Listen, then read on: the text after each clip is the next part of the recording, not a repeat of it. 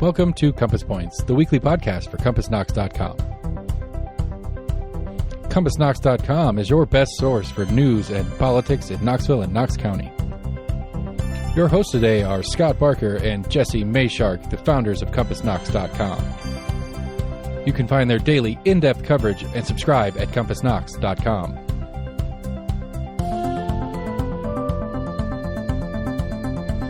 The Compass Point podcast is brought to you in conjunction with Almost an Agreement. Almost an Agreement is a layman's attempt to get a handle on the workings in government and politics that we deal with every day. Check them out at almostanagreement.com or subscribe for free on your favorite podcast provider. If you'd like to learn more about the topics discussed on today's podcast, go to CompassKnox.com and subscribe for in-depth coverage and much more.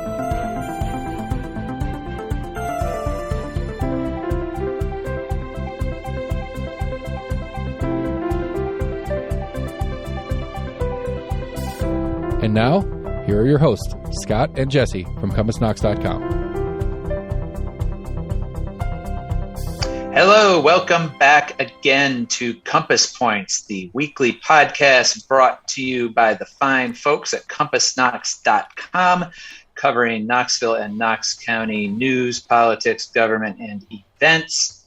I am Jesse Mayshark, co-founder, co-publisher of Compass at CompassKnox.com, and I am joined by Scott Barker, co-founder and co-publisher of CompassKnox.com. How are you doing today, Scott?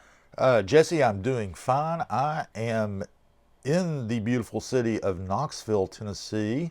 Where are you? Because you are in one of our outlying bureaus, I believe. Yeah, last month I reported in from our Santa Fe bureau. Today I'm up in the our Greater Midwestern bureau in the fine city of Chicago. Having a little family trip here. Good. How's the deep dish? Deep dish pizza. You know, we had a good deep dish pizza the other night. It's not my favorite genre of pizza, but it is a genre of pizza, and like any genre of pizza, there are good versions of it. And yeah, it's good. We've had pizza, we've had hot dogs. We're kind of checking off the whole list. Okay, great. One of the things is I almost refuse to call it pizza, but that's okay. Yeah, that's one of my kids had the. He's kind of developed a whole taxonomy of Chicago food based on deep dish pizza that basically they turn all of their food inside out. Everything's in the wrong order. You know? The cheese and the sauce on top. He was kind of puzzled by it. So anyway, apologies to anyone listening if we have any kind of technical snafus or delays or anything whenever we do these remote reports. It can be a little dicey, but our producer, Lord Seth Barber, is hopefully going to hold all that together for us on the back end. And we do have some Knoxville news and events to talk about this week. In our Q&A in a little bit, our interview segment, we're going to be talking to, we've had a lot of discussion in recent weeks and months, really, about teachers and education in Knox County and in Tennessee. Today, we are actually going to talk to a real live teacher. Teachers these days get talked about a lot and don't always get to have their own voices heard. So Anne Thomas-Abbott, who's a veteran teacher with Knox County Schools, is going to be joining us. So make sure you stick around for that. We're going to be talking about some interesting zoning discussion in South Knoxville in the Vestal area near the historic Kandoro Marble Works. A little bit of discussion about school board meeting this past week. They talked about how they handle public forum. City Council had some interesting discussion about a new proposed, what they call real-time crime center, which was not universally popular with City Council members. And to kick off, we're going to talk about early voting, which we're recording this on Friday, and early voting actually begins today, Friday, July 15th. It's going to run through July 30th. And of course, this is for the August 4th election, which is the Knox County general election and the primary election for state and federal offices. A couple of things to mention about that. This is going to be a very long ballot. We talked to Chris Davis, who's the election administrator for Knox County, and the main thing that he wants voters to be prepared for when they get to the voting booth is that you're going to have two pieces of paper.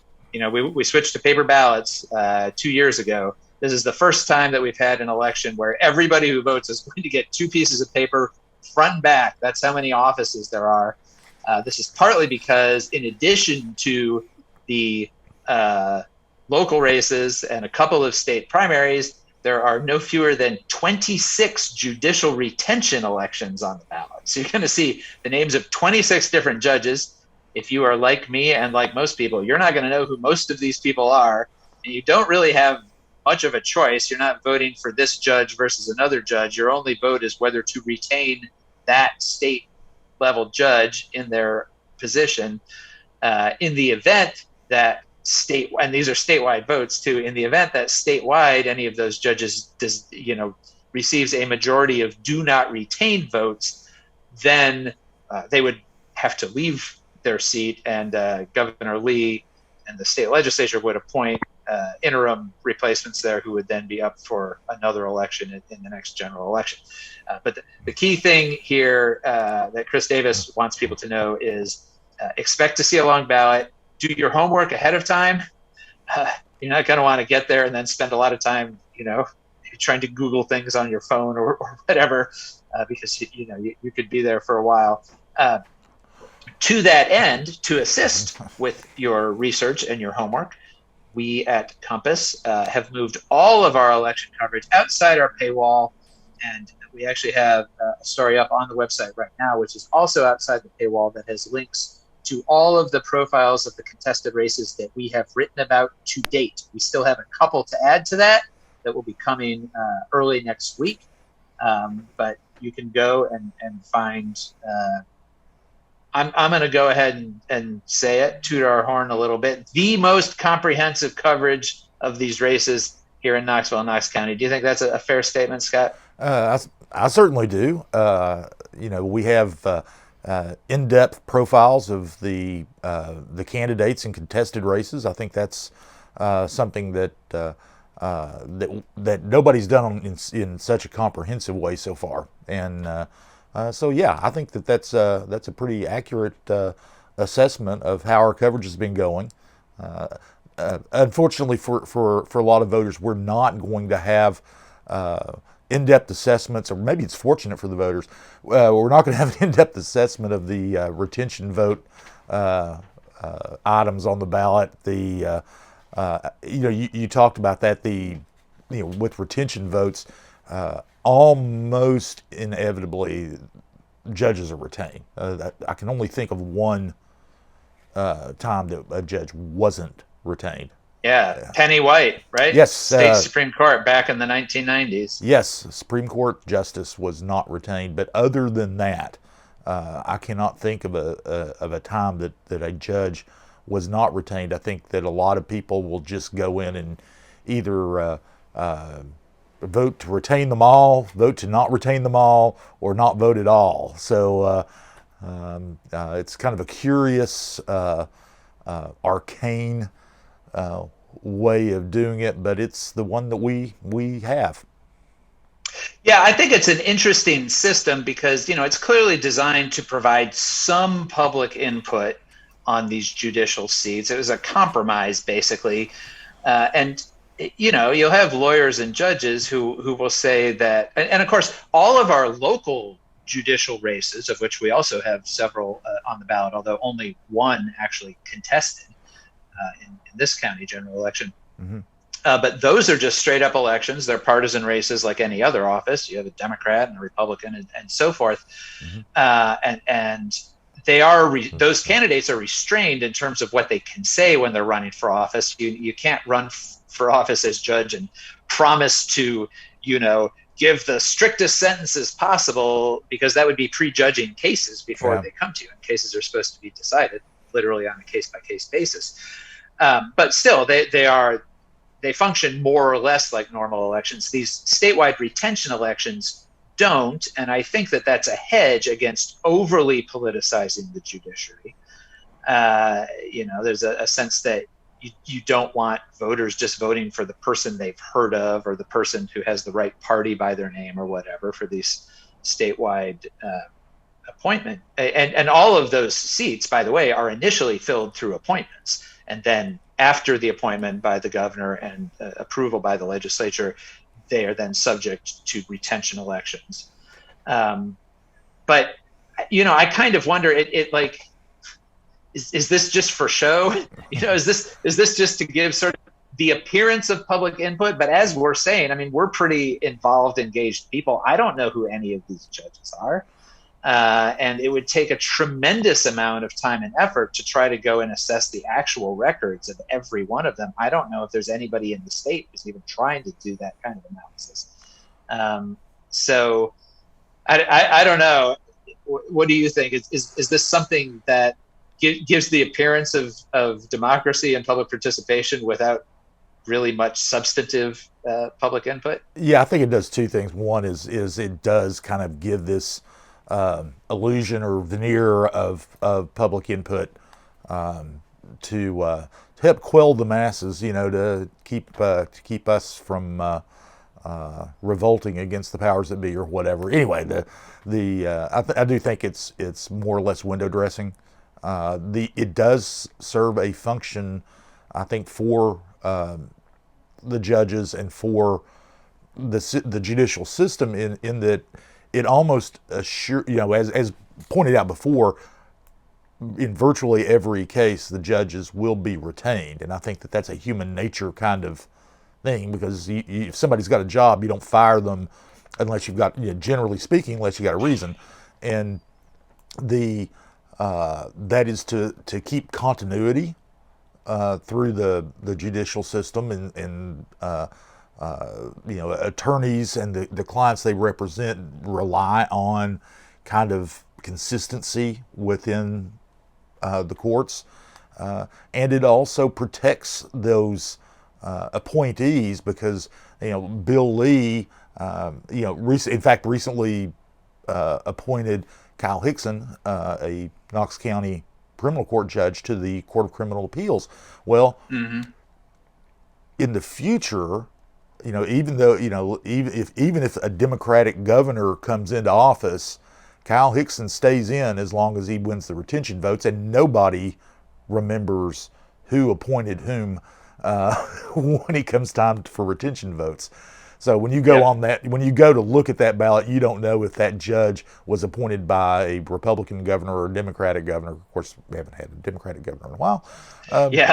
Increasingly, they're all appointed by Republicans. I mean, there are still some judges who were appointed by Democrats for sure on the bench. But the longer we go with one-party control of both the legislature and the governor's seat, obviously those judges over time become more and more just of that one party. Yeah. So anyway, yeah. No, I'm just saying, kind of in conclusion, I think that it serves that purpose of actually shielding it a little bit from partisanship once the appointment's made. Obviously the appointments could be partisan, but it does kind of shield it from partisanship and provides consistency through the system over time, and I think those are the benefits of it. But to say that it's a genuine form of democratic expression, I'm skeptical.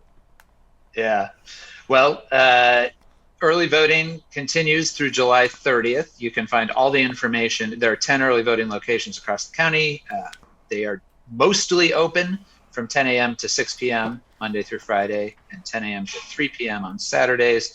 However, there is a little bit of variation in that depending on the location. So you can find all the specific information at knoxvotes.org, which is the website set up by the Knox County Election Commission with all of that on it. And you can find the information again on the local races, including the couple more that we still have to add next week at compassknox.com. And again, all of those, we are moving all of those outside our paywall. So it's a great opportunity for, if you're a subscriber to Compass and you want to share what we do and let people know about it, a good chance to do that. If you're not a subscriber to Compass and you want to see what we do and what you can have access to on a regular basis if you are a subscriber, also a good chance for you. So give that a look. All right, so Scott, City Council this past week had an interesting conversation about a real-time crime center. What happened there? Yeah, Jesse, we talked about that a little bit last week in the preview section, but the real-time crime center is basically a command post for video surveillance. I think that's the easiest way to describe it. The concept, there are real-time crime centers in cities throughout the country, including in New Orleans, and of course our new chief, Paul Noel, came from the New Orleans Police Department, so he's familiar with the operations of them. The proposal that actually was voted on was just a contract for the architecture firm McCarty, Hillsdale McCarty, to design the space, a 3,000 square foot space within the new public safety complex in North Knoxville, and make sure that the design schematics for the electronics and all work, because it's going to be heavily reliant on electronics. This room will have video display boards for crime analysts to watch video feeds. In the future, there will be contracts totaling an estimated $1.5 million to build out the system, and that includes 15 video cameras that the city would own and operate as part of this network. And one thing that came out, one of the selling points of this system for cities and for police departments is that they can actually see in some instances crimes when they occur. Someone breaking into a car, breaking into a building, if it's where a camera is located, it could pick it up. In fact, Mayor Kincannon mentioned that that she visited the city of Chattanooga, which has a real-time crime center, as does Memphis, and Nashville's building one. And she actually saw an altercation that the police then the analysts were watching, then dispatched an officer to the location. But the real value, according to Noel, is the investigation after the fact. They know something happened at a certain place in time. They can go back and look at the video cameras if there's one nearby, basically. Absolutely, just as they do with private sector cameras. A lot of stores and shopping centers and restaurants will have video cameras, especially outside, or pointed toward their cashiers, and so they already look at that video. These cameras would be mounted in the public. They would only be used under the plan in public spaces where there is no expectation of privacy. People can take cameras and video or photographs and videos of anybody, anytime. Anybody can do it. So they're going to be mounting those. One of the things is now this project started under former Chief Eve Thomas, and now Chief Noel is taking over. The initial concept was to put 15 cameras in and around downtown, the old city, and possibly the area around the shelters, the homeless shelters on Broadway, just north of downtown. And Chief Noel kind of dispelled that. He's big on data analytics, and what he said was they're going to pick locations based on data analytics that tell them where the most effective place to be to combat violent crime would be, and said that they had no intention to monitor the homeless population or anything like that. But it still does seem that, and I know this is one of the concerns that a couple of council members raised, but if you're going by data analytics and you're putting cameras in places where there is more crime, those areas often are lower income areas. They often are areas with higher percentages of racial minorities and so forth. And does that help prevent the crime, or does it potentially kind of lead to more enforcement of even minor crimes in those areas? And I feel like there's always this kind of balance between policing and over policing in areas with high crime rates, right? Absolutely. Even the U.S. Department of Justice, in a white paper that they put out on real-time crime centers, we link to it in our story. We also have links to, and it contains links to videos from various cities that have these centers in. Even the Department of Justice says, cautions police departments about over policing and about the dangers involved in that, in essentially profiling by video camera, they advise cities to really engage with the communities, to let them, before these systems are deployed, so that there is community buy-in, that they understand things. The American Civil Liberties Union has big concerns about surveillance systems like this. The issue is not so much the fact that their video cameras are used, because they're ubiquitous in our society. I mean, you almost can't walk down the street of any city without being on video somewhere. And but it's what the police do with the data afterwards. If they use, say, facial recognition software to identify people, and facial recognition software has its own issues with properly or accurately identifying African Americans and other people of color. But using facial recognition software and to determine who is in what location, and then do some sort of preemptive policing, kind of like the movie Minority Report, where Tom Cruise's unit is, they're watching videos and they know what crime's going to happen before it does, and they go and arrest people. That's the one of the concerns that they have.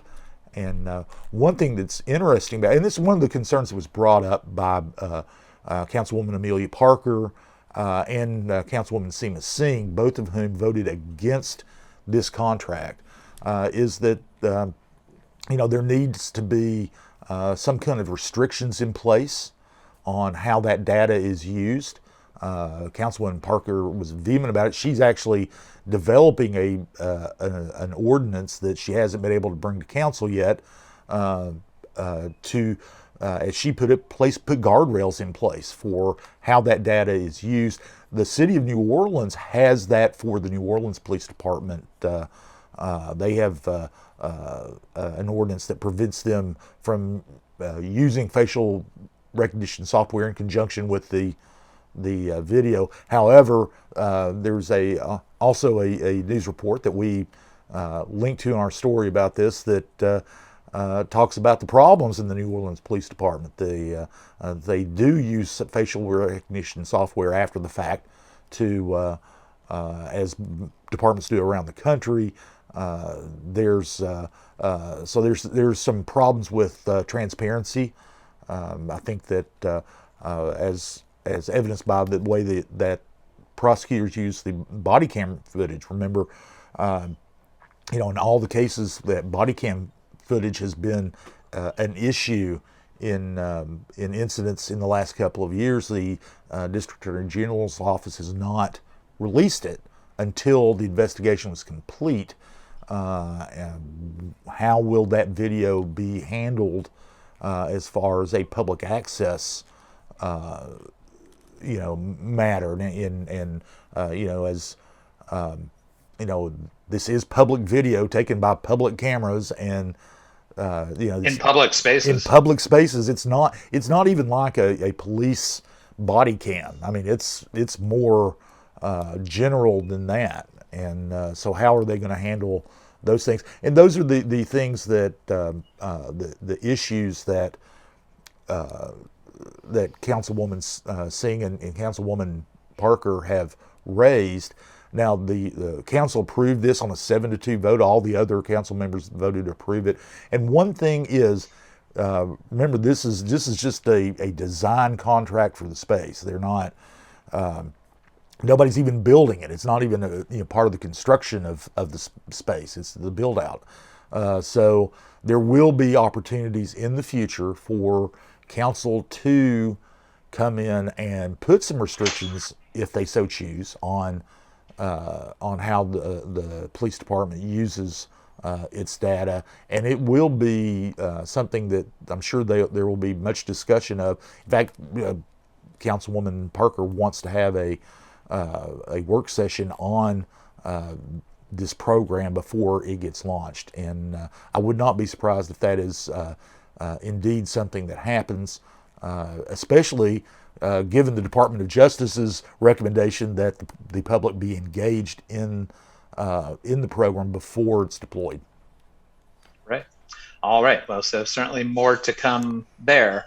Also, this past week, the school board met. They were supposed to meet twice for a work session and a regular session. The work session got canceled because they didn't have a quorum. They had two members who were supposed to be participating electronically, which under state law is something school board members specifically can do. And then they had another two board members who were out of town. And then another board member who at the last minute couldn't make it. And so that left them without, even though you can have people participating electronically, you still have to have a quorum physically present. They needed 5 board members out of 9 to be there in the board meeting room. They didn't have them, so they had to cancel their work session. They did meet last Wednesday for their regular voting meeting, which went a little longer than usual because they hadn't had time to talk about things at the work session.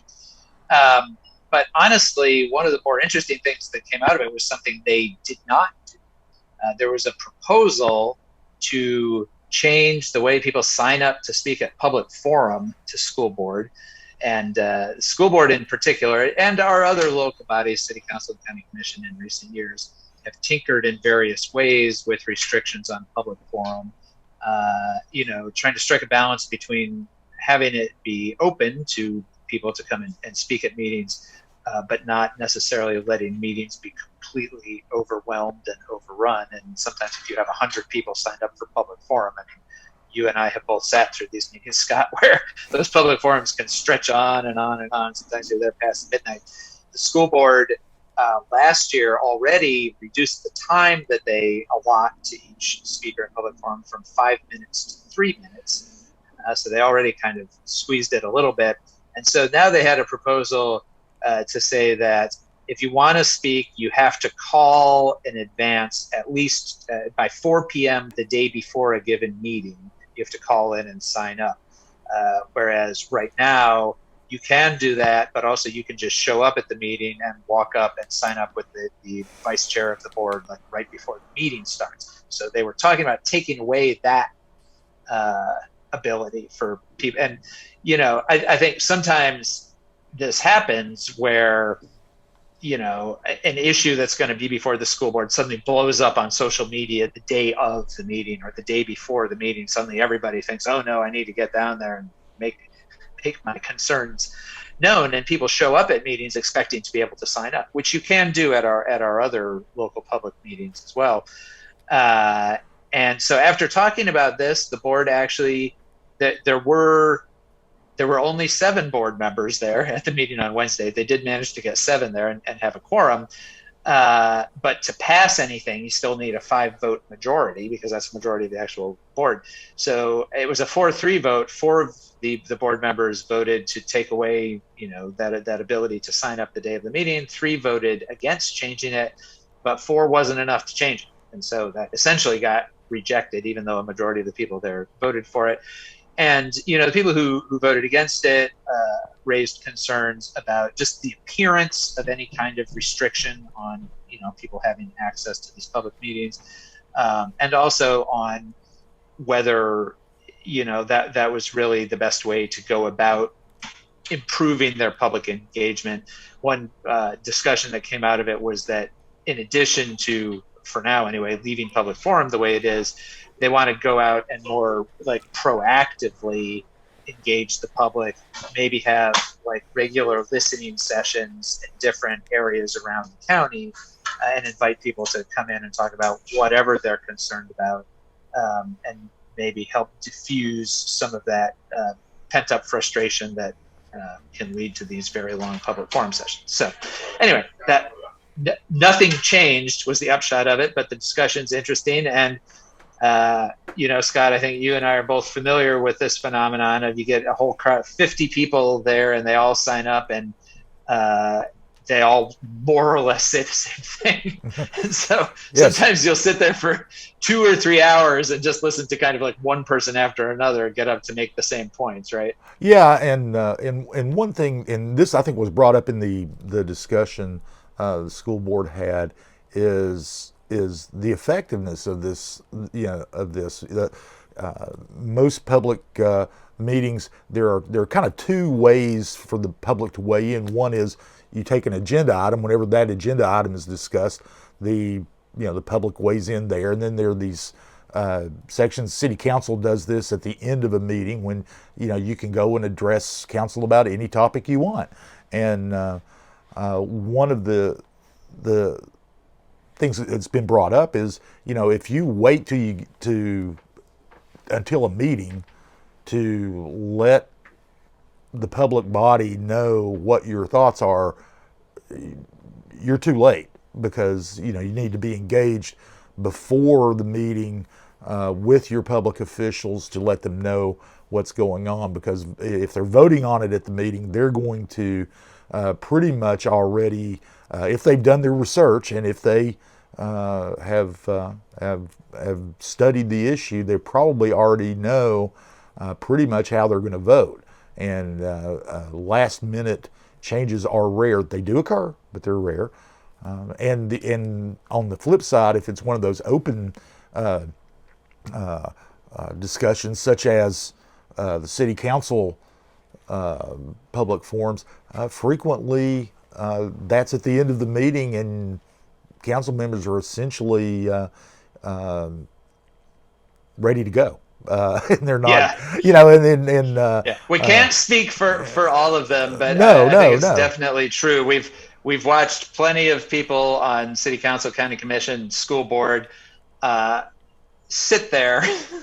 Yeah, and you can tell even from their body language and the expressions on their faces that they really are ready to go home. Yeah, and sometimes they're not necessarily engaging with what people are saying. Yeah, and then city council public forum is designed for the public to have a forum, and council members don't typically engage back. They don't speak back; they just listen. And although I will say this, that on occasion somebody will bring up an issue that has been under the radar or has missed city scrutiny, and city staff or council members will approach them afterwards and say, "Hey, tell us more about whatever your situation is." If you're, sometimes somebody's going to, complains about a crime in their neighborhood or whatever, they'll go and talk to them about, what their situation is, and you presume that they're going to follow up on it, and so it does serve a value. I don't want to sound like I'm dismissing the value. No, not at all. And right, and we certainly do not in any way, even though we ourselves often by the end of meetings are ready to go home, but we don't want to discourage anybody from showing up and making your voice heard. And certainly have seen plenty of instances where that's made a difference in one way or another. Yeah, I just want to think. I do think it's. I'm sorry. I just one of the things is that. I think that it does make, like you said, it does make a difference. It is important to have these opportunities for the public to engage, but I think it's also important to understand what the limitations might be, and it's not it's just seldom in my experience have I seen someone just bring up a new issue before a public body and it have an immediate effect. These things usually takes a lot of work behind the scenes to get public officials on board with any changes the citizens might want to make. Yep, for sure. And that's actually more engagement. So that's the.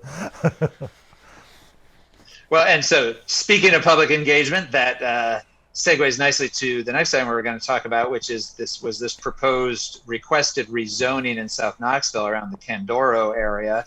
And rezonings are certainly one of those areas and topics where public engagement can make a big difference in the outcome. And that was what happened here, right? It does make a big difference. And this was a planning commission meeting that occurred on Thursday. The proposal, well, let me set the stage a little bit. Back in the day, in the Vestal community, there was the Kandoro Marble Works, big Tennessee Peak marble production facility, building materials. They were used in buildings all over the country. The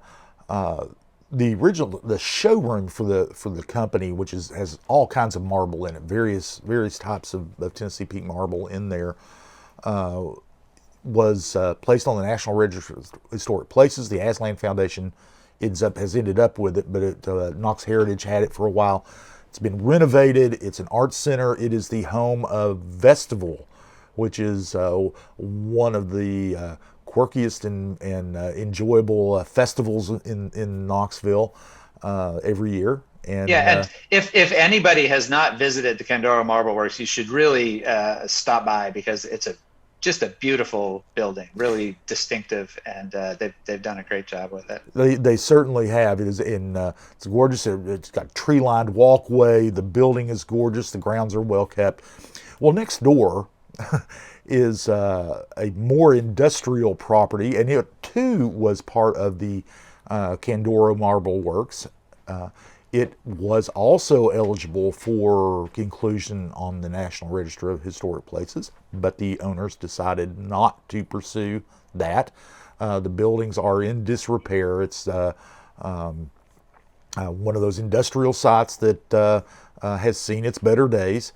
It's not really used for producing any industry, and it's owned by Jax Witherspoon of the Witherspoon family. They had properties that they had run. They had run a scrap metal business in South Knoxville in the Vestal area, just down the road from this property, and there were some radioactive and hazardous materials, contamination issues, public health issues involved in that. It wound up being a Superfund site, had to be cleaned up by the Department of Energy, it's the problematic, operations. Then nothing like that has been proposed for this site, but the Jax Witherspoon wanted to have it rezoned for heavy industrial use. It is currently zoned for kind of industrial mixed use, which is a relatively new designation. It allows light industry, it allows commercial, it allows residential. It gives a lot of flexibility to the owner, and that was developed during the Recode Knoxville process. At Thursday's meeting, Witherspoon said, "I never heard of it. Didn't know that it had been rezoned, and so I want it back to a heavier use that way it was before." You mentioned public opposition to that. The Vestal Community Organization vehemently opposed it. The former director of the Kandoro Arts Organization came out against it. Even the City of Knoxville, Deputy Mayor Aaron Gill came to the meeting and spoke out giving the city's opposition to heavy industrial use for this site. That's very rare. I don't recall any time in the last couple of years that the city administration has sent someone to speak on an issue like this. So it was so all this public opposition to it formed. The basic argument was that Vestal is transforming from heavy industrial to lighter industrial and residential and commercial usage, and this would continue that trend. Gill also said that the city has invested $5.5 million along the I-275 corridor in North Knoxville to make improvements to provide land for heavier industrial use, which is what is there along that corridor between 275 and Central Street. And so the planning commissioners agreed. They voted 7-1. A lot of members were absent, but as is often the case in the summer, and they voted 7-1 to deny the rezoning request. And so that property is not going to be the site for for heavy industry.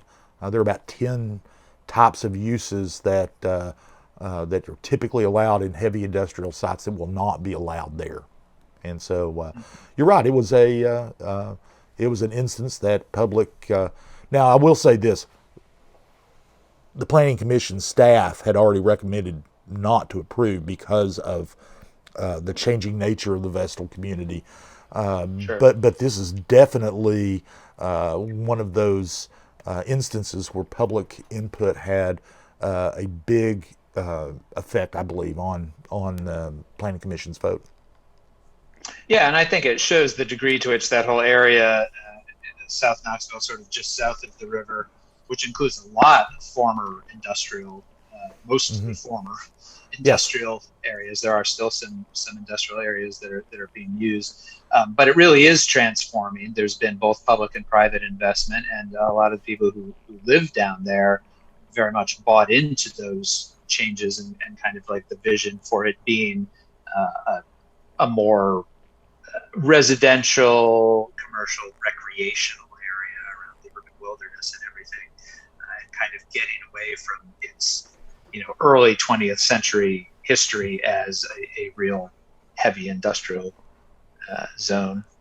Yep. All right. Well, so now is the time for our interview segment. And as I mentioned earlier, Anne Thomas-Abbott, who is a teacher with Knox County Schools, joined us to talk about both some of the pressures and stresses that teachers have been under, particularly the last few years during the pandemic, and all the heightened scrutiny of various kinds from parents and legislators and so forth that teachers are under, and then also specifically about the recent comments by Hillsdale College President Larry Arnn about public education and public teachers, and Governor Bill Lee's sort of apparent acquiescence to some of those comments, and how teachers are feeling about all of this.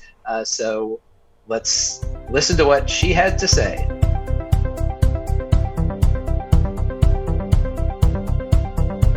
All right, joining us as our guest this week is Anne Thomas-Abbott, who is a longtime classroom teacher here in Knox County for 28 years. And among other things, last week on our podcast, we talked about the rally that was held by some educators after the comments made by Larry Arnn, the president of Hillsdale College.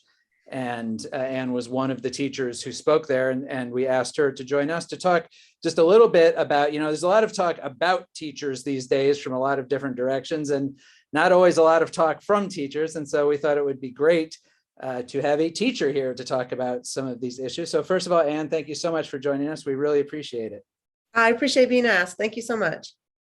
Well, before we get to talking a little bit about the specific situation with Larry Arnn and his comments and Governor Lee, I know these past couple of years, teaching is a hard job always. I think most people recognize that. But these past couple of years with the pandemic and everything that's gone on around it, a lot of those tensions have been heightened. Can you just talk a little bit about what the experience has been like for yourself and other classroom teachers in Knox County, kind of navigating everything that's gone on between virtual learning and masks and all the rest of it? I just finished a phone call with a friend of mine who is also a teacher in Arkansas, and we agree that these are the hardest 2 years of our career. She's also 20 plus year teacher, and It's just been brutally difficult, actually. I thought the first year back, the 1920 school year was interrupted.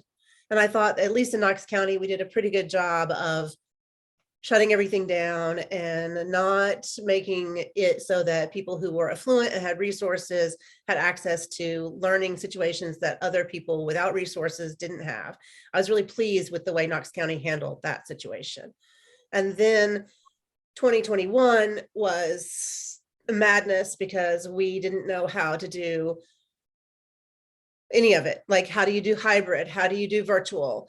It's very clear to us in hindsight, and that's, I think, the only way we could have learned it is in hindsight, that allowing people to opt out and go virtual was not the right decision for a lot of young people. We had more failures in the high school level, more people at risk for not graduating than ever before. And so then that made the next year, 21, 22, even more difficult because we had to get people back in to do repeater courses and to figure out how to make up those gaps. Not to mention, there was definitely a social delay in some students. They hadn't been in classrooms, and then there's fear, and then teachers get told different things. There's a whole trajectory of, at the beginning of the pandemic, there was this question of whether we should actually keep teachers paid during the pandemic, which was just startling to me. Why wouldn't you want to have your cadre of teachers healthy?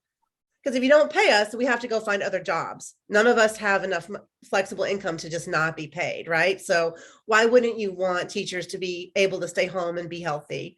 And then there was this little window of time when everybody was like, oh, teachers so great, we couldn't do it without you, when they had to do their own students at their own houses and manage all of that, right? And so we got this little moment of, oh, they're the best. And then the rhetoric of, well, we paid them and they didn't do anything. And we actually worked a lot during the non-teaching part of the pandemic. There were people going to deliver meals and make sure students had materials to do different kinds of things. And then at the beginning of 21, 22, there was all of this rhetoric about, we're not going to go virtual. We're in Knox County, at least, we're not going to go virtual. We're not going to go virtual. And then we listened while administrators told the school board, oh, we're ready to go virtual at a drop of a hat. And my phone blew up that day because people were like, what is he saying? We're ready to go virtual? No, we're not. We need, and we could have been. The teachers that I know worked really hard. They worked, I can't imagine, there were people who did hybrid, they had online students as well as in-person students, and you have to manage the screen and it's just a lot to manage. Not to mention, are we going to get a terrible disease? And then there are people who have immune compromised situations, teachers who, have been cancer survivors, who don't want to have the whole spectrum of all of the risk factors that are in the general population are actually in the teacher population, because there are so many of us. I think I heard 80,000 teachers in Tennessee. That's a huge cross section of the population. In fact, I just lost a colleague whose lungs never recovered enough from COVID to withstand a pneumonia infection that she suffered. So, and I don't know that she got COVID at school, but I mean, it is literally a life and death situation. And I feel like seeing people out with signs that said sacrifice the weak so the economy can go back, it's unrecognizable to me, the way the rhetoric went back and forth, sort of a roller coaster ride on teachers. And there's been a lot of talk recently about difficulties in both recruiting and retention. What's been the impact that you've seen? Do you know people who have left the profession or are talking? Absolutely. Absolutely. I'm 2 years away from retirement, and I have told my friends, tell me, if I tell you in 2 years I don't want to stop, you have to tell me there's time to go. Mm-hmm. Because it's a lot. I mean, it's a lot of work. It's a lot of sacrifice. There's not enough time on the job to do what the job entails. And that's in a normal year, right? And part of that is because we don't hire enough teachers.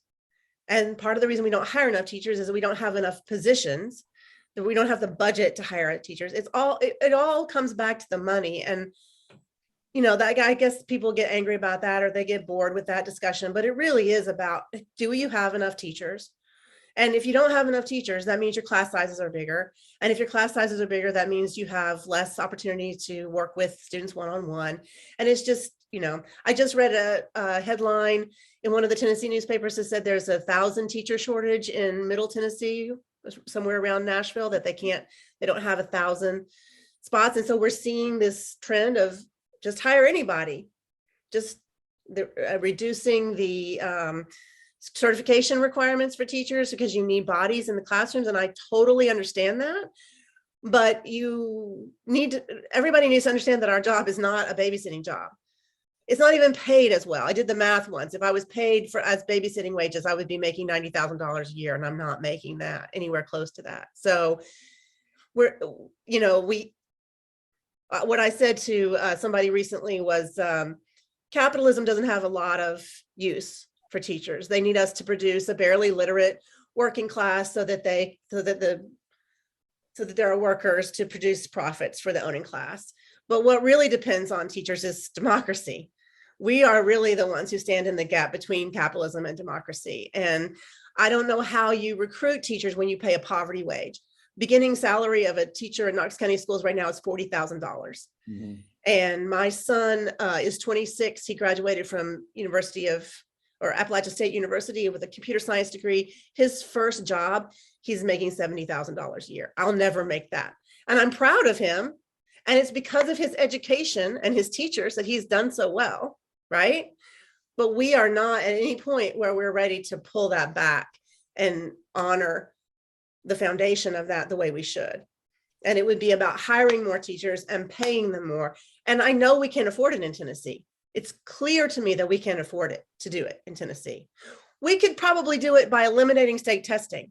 Mm-hmm. If we eliminated state testing, we could probably hire more teachers and pay teachers better. I don't know. I haven't done the math on that one, but you didn't ask me about state testing, but I think that's a really hard pill for us to swallow. Sure. Well, so speaking of hard pills and everything else you're just talking about, what was the impact to you and to other teachers, given all of that, of those comments by Larry Arnn that came forth that were delivered in the presence of Governor Lee? Among the things he said, to the point that you just raised about certification, was that basically anybody can do this. It doesn't take a genius. You just put somebody in front of a classroom. So what was the impact of those remarks? And I guess, what did it communicate to you and your colleagues about sort of the state's valuation of you? It was brutal. I mean, it was, I don't think I was surprised that Larry Arnn said it, because I've done enough. When Governor Lee said he was going to invest in that person's program and do charter schools, I did a little looking into Larry Arnn. And so I don't think it's surprising that Larry Arnn said that. I think he's clearly got an anti-public school agenda. I think he's at best a white superiority, involved in white superiority, if not white supremacy. I don't think he understands how to talk about diversity at all. I don't think so I was not surprised to hear Larry Arnn say the things that he said. What was surprising was absolutely no pushback from the governor, and the audience of people laughing like it was some big joke, like we were all the butt of a joke. And I think that came from the security, that they thought they were in private quarters. They thought nobody was going to tell on them for saying the quiet part out loud. But I'm very grateful to the person, the brave soul, whoever it was, that recorded what was said, because it was very telling. I also thought it was very interesting that Mr. Arnn attacked all of the teacher preparation programs in the country, I guess, except his own, of course. I mean,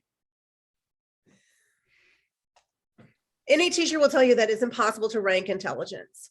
So, saying that teachers are the dumbest doesn't even make any kind of educational sense. Not to mention, it's an old, worn out trope that I've heard my entire life. Those who can't do, teach. And that's the teachers that I work with are the most intelligent people that I know. In fact, there's sort of a brain trust. If I don't know something about science, I go to my chemistry teacher. If I don't know something about biology, I go to my biology friends. Like, we know a lot because we spend our time doing it. The best way to know something is to teach it, actually. And so you do get better at it as you do it. It's not something that you come out of college as an expert, right? But you develop expertise as you practice. And that's, I think, the problem is, how do you recruit young people to this profession when it is attacked, demeaned, underpaid, under-resourced? And then there's a whole movement to sort of tank public ed, which is, in my view, the foundation of democracy. We had a public school system before we had a functioning democracy, even. On the bigger picture, how is the threat of charter schools in general, since that's what the Governor Lee is wanting Hillsdale to come in and not establish, because Hillsdale doesn't establish, but to support up to 50 to 100 charter schools, and I speak to the overall situation and how teachers view public school teachers view. Well, it's an interesting moment for public ed, because I think the days of a one-size-fits-all school are over. It is clear to me that we need to reform the way we do education. We're still working in a factory sort of model where we put kids through in batches and we ask everybody to learn algebra at the same time and we learn, right? But the way to improve public ed is not to take funding away from it, which is essentially what charter schools do. And the idea that you want to give people choice in the matter resonates with people. I understand that, right? That you want to be able to make a choice for your students about what is possible. But I think the choices that we have in terms of a public education program are sufficient. And there's no evidence to suggest that charter schools do it any better than us. In fact, the evidence seems to be that they don't do it as well as public schools. They don't produce the outcomes that public schools do. They also don't have to meet the metrics that public schools do. They don't have to put their teachers through the same kind of evaluation that we do. They don't have to put their students through the same evaluation measures. And it literally robs public schools of funding.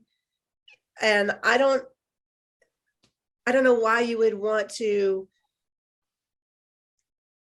I don't know why you would want to turn public schools over to a private system. That seems so counter to conservatism to me that I don't even understand this idea that private schools must necessarily be better when private schools don't have the same, they don't have to meet the same metrics, and they don't have to pay they pay teachers worse than public schools do. It's going to happen. I mean, we have a ruling that it's going to happen in Shelby County, and there's another county in West Tennessee where it's going to happen. And we'll be seeing the results of it in a couple of years. I hope that the video of Larry Arnn was enough to make people rethink that particular model, because I don't have any faith in that model, actually. Well, and you just mentioned those rulings having to do with the pilot voucher program that Governor Lee is rolling out, which right now does not apply to Knox County. Correct. But I guess, are you concerned that that's the goal, to eventually kind of take that statewide? Well, my sense of it is that it got targeted in those counties because there's high populations of poverty in those counties. And so the sort of carrot is to tell people, oh, well, you can send, if you're not pleased with your public school, you can send your kid to a private school. But the voucher won't be enough for people who are really in poverty to go. And it will be a way for essentially white flight out of those schools. And what I know at working at a school with high poverty is that you need all comers. You need affluent kids. You need kids who are not suffering in poverty, and make your school be better. And I think what's going to happen is that people are going to get lured by the attraction. I can send my kid to a good private school. And this narrative that public schools are failing is just wrong. It's rhetoric. It's not actually based on any fact. If you ask people, particularly, what is your school? Tell me about your school. The people I know love their schools. They love their teachers. They don't have a beef with their schools. But when you ask them about public ed in general, then there's this sort of rhetorical narrative that everything's failing. And if that's based on test scores, we need to have that conversation, because the tests, we're not even legally allowed to look at the tests that come out. Like, there is, every year we go through test proctor training, and there is legal language with Tennessee code annotated every year that says what will happen to you if you look at the test, if you touch the test. Like, it's crazy to me that we are evaluated on an instrument that we don't even get to look at until after the fact, and that we never get any actionable data on. And that when we do get any data, the kids have already left our classroom, so there's not much we can do about it anyway. And I think it's a way to say, hey, we've got test scores to prove. But I just read an article too that said the test scores are back up to pre-pandemic levels. So I don't see how we're failing. I don't see why we need anything more than a huge reinvestment in public ed. Well, so all of this has kind of come out during the summer, which ideally is downtime for teachers.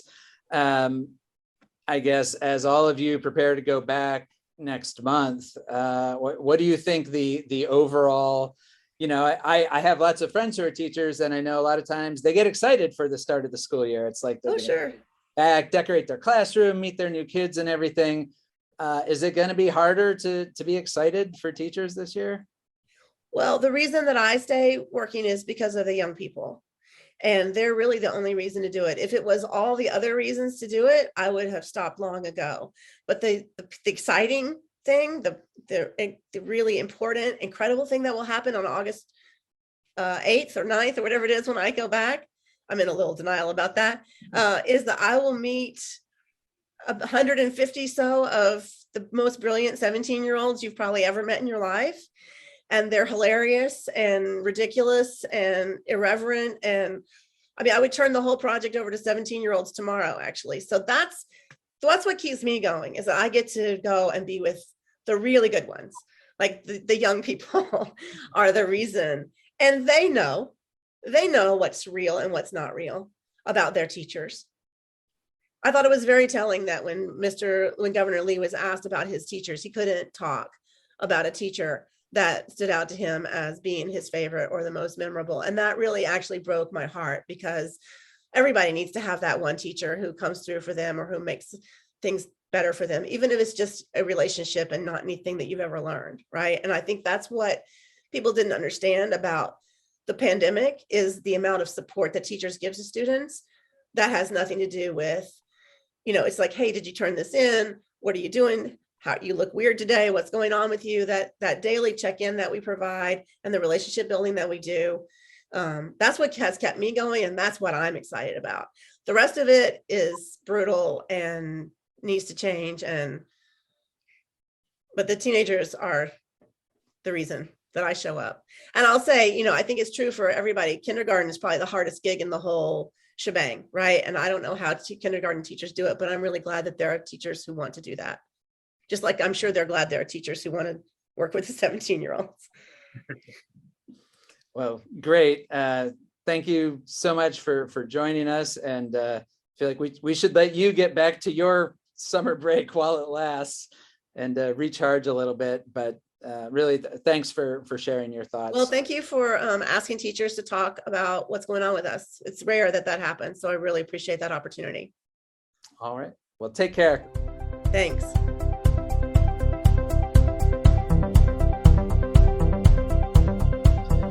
All right. Well, thanks again to Anne Thomas-Abbott for joining us. We really appreciate her thoughts. Now we are to the question and answer segment of the podcast. Every week we invite our subscribers on our subscriber-only Facebook group, known as the Compass Colloquy, to submit any topics or questions they have for us to touch on during the podcast. And one question we had this week was following up on something we talked about last week, which was some changes in the city administration under Mayor Kincannon. She's had a couple of high-profile departures here. And so I think there's two questions about this, Scott. When you see a cluster of high-profile departures from any administration, one thing you wonder is something going on? Is there an exodus? Are people leaving for some reason. So I think that's one question about these. And then the other question is just sort of,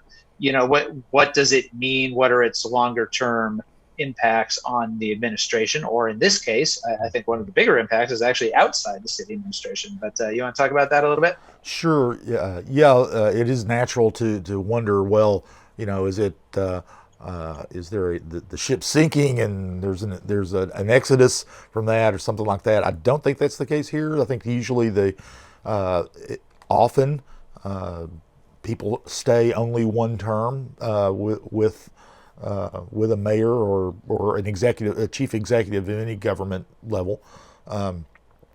Obviously, Mayor Kincannon's term hasn't finished out yet, but then there's also some just timing issues.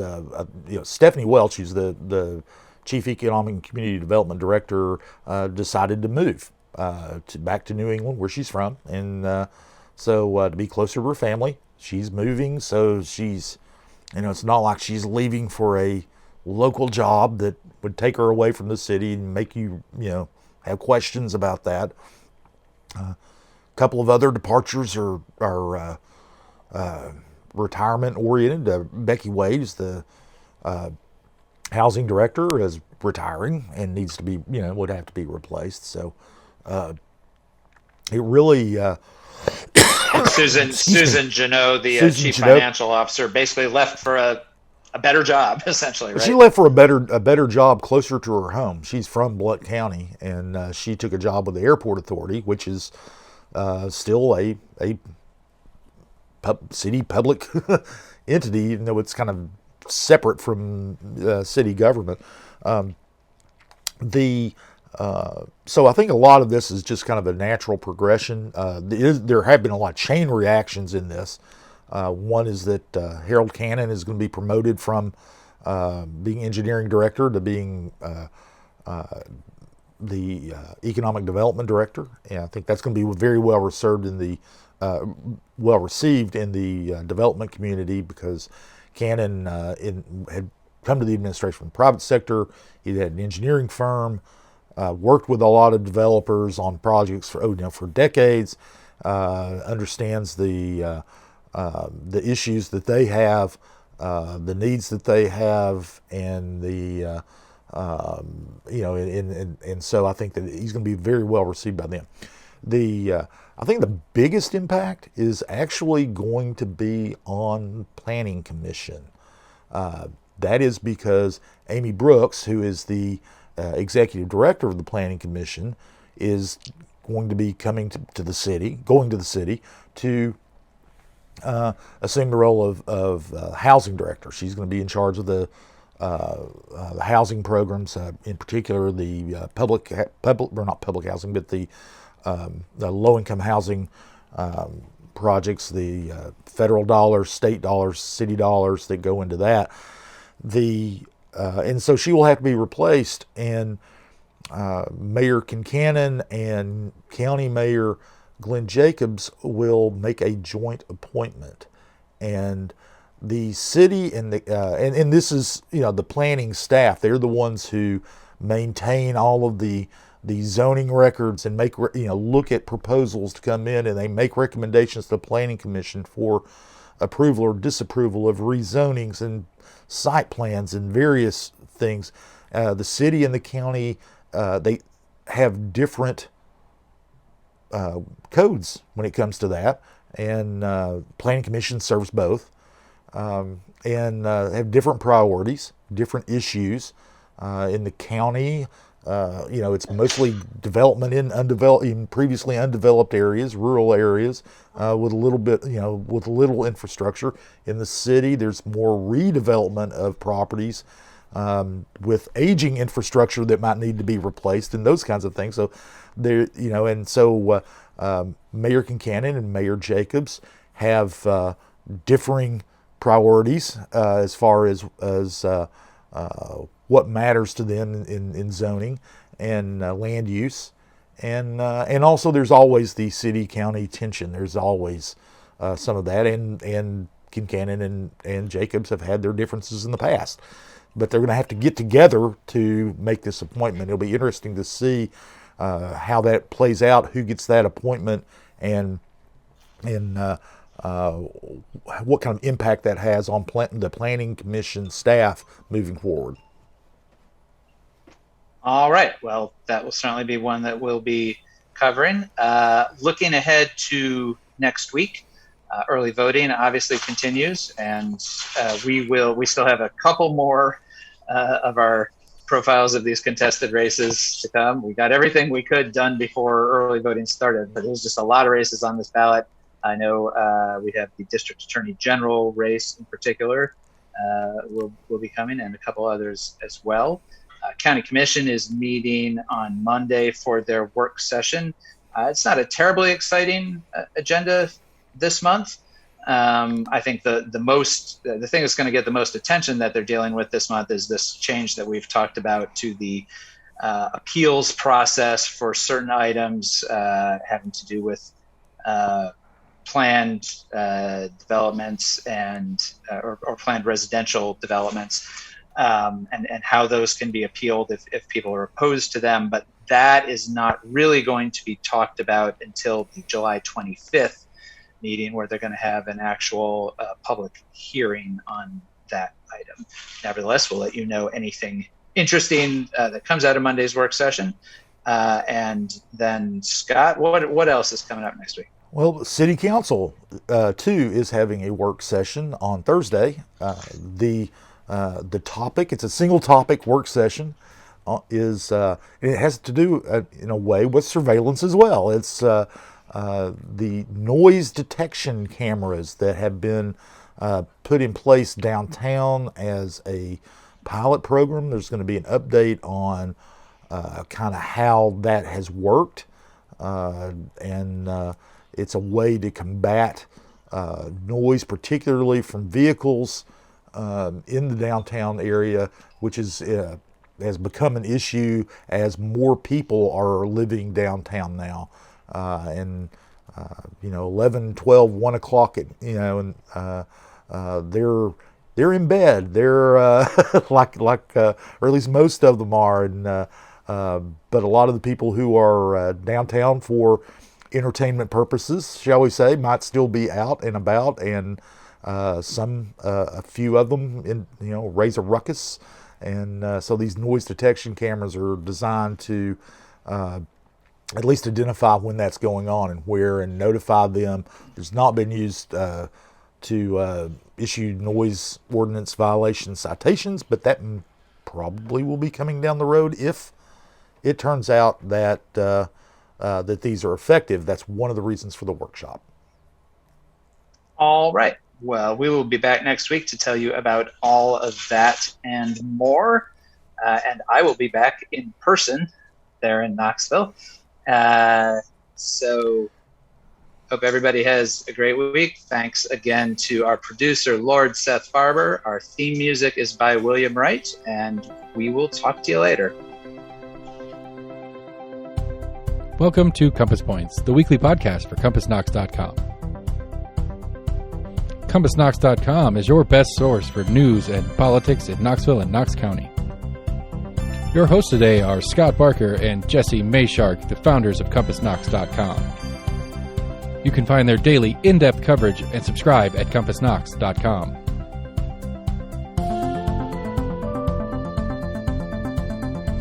The Compass Point podcast is brought to you in conjunction with Almost an Agreement. Almost an Agreement is a layman's attempt to get a handle on the workings in government and politics that we deal with every day. Check them out at almostanagreement.com or subscribe for free on your favorite podcast provider. If you'd like to learn more about the topics discussed on today's podcast, go to CompassKnox.com and subscribe for in-depth coverage and much more. And many thanks to William Wright for composing our theme song.